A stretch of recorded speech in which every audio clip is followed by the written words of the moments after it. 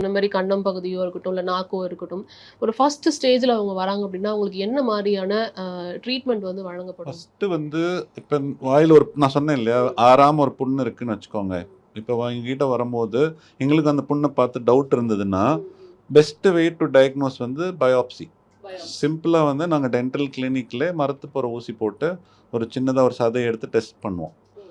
So அதில வந்து கேன்சர்லயே நெறைய டைப் இருக்கு. ம். ஸோ அது எவ்வளோ அக்ரெசிவா பரவும், அல்லது அந்த லோக்கல் ஏரியால மட்டும் தான் இருக்கா, வேற எங்கேயாவது ஸ்ப்ரெட் ஆகுமான்றது பயாப்சிலயே ஓரளவு கண்டுபிடிச்சிடலாம். ம். ம். சரிங்களா? So first line of diagnosis வந்து பயாப்சி. ம். ஸோ அதுக்கு அடுத்த செட் ஆஃப் டயக்னோசிஸ்ன்னு பார்த்தீங்கன்னா, இப்ப பெட் ஸ்கேன் வந்துடுச்சு. ம். அது இப்ப எல்லாருமே காமனாவும் பண்றாங்க.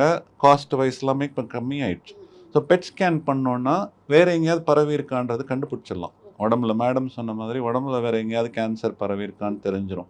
அதே மாரி நெக்ல மேடம் சொன்ன மாரி நோட்ஸ் இன்வால்வ் ஆயிருக்கான்றது தெரிஞ்சிரும். ம். ம். இதெல்லாம் பேஸ் பண்ணி தான் என்ன டைப் ஆஃப் சர்ஜரி பண்ணணும். இது வந்து வெறும் அந்த அந்த புண்ண மட்டும் எடுத்துட்டு அப்படியே விட்டுட்டு ஆறிடுமா? அல்லது கழுத்துல உள்ளது நோட்ஸ் இன்வால்வ் பண்ணுமா? அல்லது தாடையில சப்போஸ் கீழ் தாடையோ, மேல் தாடையிலயோ ம். வந்ததுன்னா, அந்த தாடையெல்லாம் எடுக்கிற மாரி ஆயிடும். ஓ! ஸோ அது வந்து ஒரு சிவியர் கேஸ் ஆஃப் கேன்சர் சொல்லலாம். ஃபர்ஸ்ட் ஸ்டேஜ்லயே இவ்ளோ தூரம்